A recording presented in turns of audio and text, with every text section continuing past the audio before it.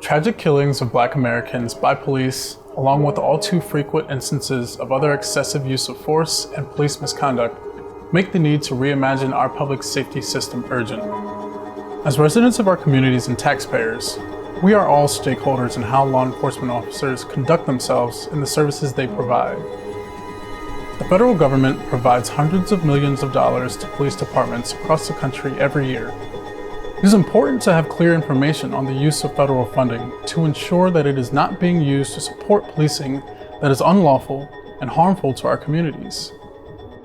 The National Police Funding Database, created by the Thurgood Marshall Institute at the NAACP Legal Defense Fund, provides publicly available data on federal grants for more than 200 cities and counties across the nation.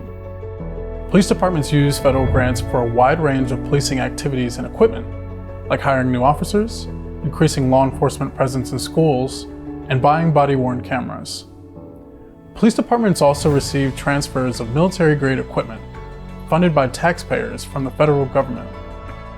The National Police Funding Database displays the total amount of grant funds that the federal government gave to a particular city or police department, and in many cases, shows how that money was supposed to be spent. The dashboards also provide data on the number of police officers per resident, along with national averages and averages for other similarly sized jurisdictions. There is also specific data on settlement awards paid by cities and counties to resolve police misconduct claims in recent years. The database also tracks the transfer of military equipment. We encourage you to use the National Police Funding Database to research the funding your city or police department has received and what it supports.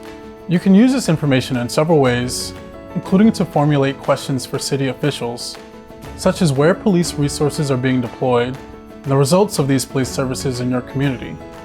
Or it can be the basis of a complaint where there is evidence that the federally funded activity is discriminatory.